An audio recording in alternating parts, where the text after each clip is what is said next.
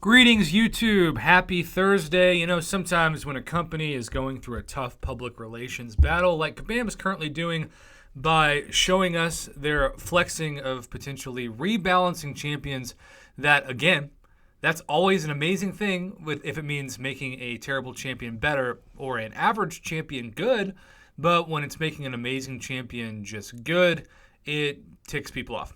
But with that being said, we have three different in-game inbox announcements to discuss. The first is the Alliance Quest maps are free this week, which, is as it says. We are pleased to announce that from September 12th to September 17th, we're giving all alliances a chance to explore the challenges and excitement of Alliance Quest by removing all map costs. Now, what they're trying to do is what I like to call the Taco Bell philosophy, which is to introduce a new item for 99 cents or $1.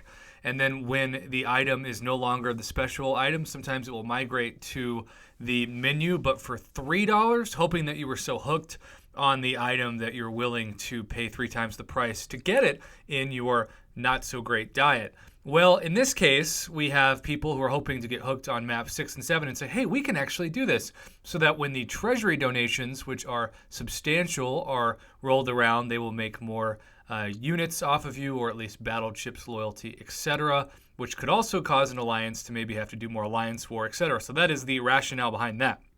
But we have two other side notes to talk about. The Mid-Autumn Booster Pack, a 3-star hero. We put an exclamation mark in front of the sentence, so it must be exciting.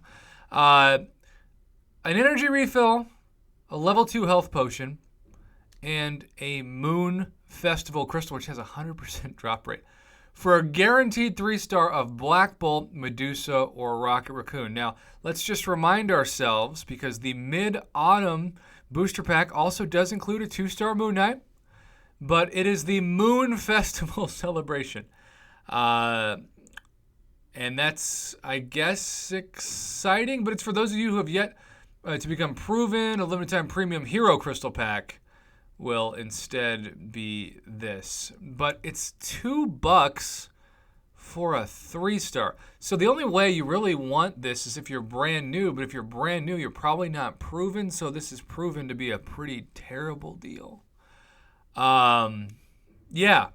I don't know what else to say. At least make this an ultimate crystal, right? What is the harm in saying for $1.99 you have a 20% chance at a 4-star? We know that the Collector's Choice Crystal, which was $1 back in the day and gave summoners the chance to not only vote for what champion in the class they wanted in the crystal, but it also gave them the ability to purchase a 4-star for $1. I don't expect that to be the normal A grade for a 4-star, so normally $5 gets that and $10 is about a B- average. This is not really something that's going to help the PR struggle like free Alliance Quest maps are this week. Now, the Alliance Questing Booster Pack is something that I used to go line by line to talk about and promote. This was something that on paper was absolutely, without question, an A deal. But you know what happened? When I first started talking about this, sometimes people still put 4-stars on defense. They were rank 5s, but they were on defense. Sometimes they brought their best 4-stars like Scarlet Witch, Sig 99 into Alliance War. And for both through Alliance War, I think I might have said Alliance Quest. So that has changed. Keep in mind that when I started reviewing offers on YouTube, which just a couple years ago, 2 years ago, which 2 years is a decent amount of time. You get your associate's degree if you're, studying well in the United States. But 2 years, let's say that I'm going to bring up my best 4-stars. Let's say we're talking about Medusa, who has the highest PI of any of my rank 5 4-stars. Health of 14,000 and attack of 2,000, okay? Health of 14,000 and attack of 2,000. Let's just deal with the health of 14,000. Well, if we're going to use, say, an Alliance 3 Team Revive, 14,000, 4,200, okay, so that gives you about a third of your health back. And then if you're using a level 3 potion, okay, again, about a third or a fourth of the health. While that's not great, because it's still going to take 3 to 4 of those to get your champion back to max health, it's doable. But now we have 5-stars, which oftentimes are rank 5. And let's talk about our best 5-star for this, whose health went from 14,000 to 30,000. So suddenly you need 6 to 7 of those potions to bring back the health instead of 3 to 4.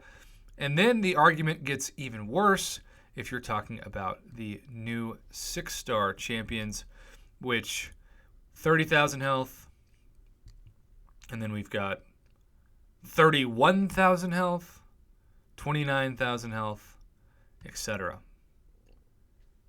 And yet, what is the constant in all of this? It's still a fixed amount of health that was originally scaled for a 4-star champion, not a rank 5, 65 5-star, or even rank 1, but certainly rank 2, 6-star. This is only going to get even worse, of course, when we see, probably in the next 6 months, generously, the chance to get your first rank 3 6-star. I used to grade this as an A. I now grade it as a C. It has gone down 2 letter grades because of the evolution or growth of the health pool for the 5 and 6-star champions. Kabam makes money off of these potions. They are hoping that you get wrecked, and if a champion wrecks too much, I guess they're hoping for a rebalance.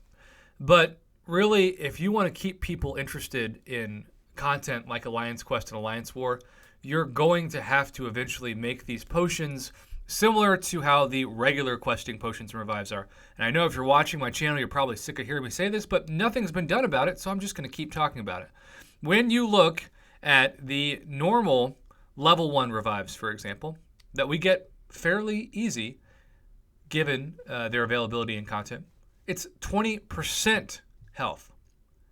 That's what they're going to have to go to for Alliance Quest and Alliance War potions and revives. The percentage based, not the fixed health.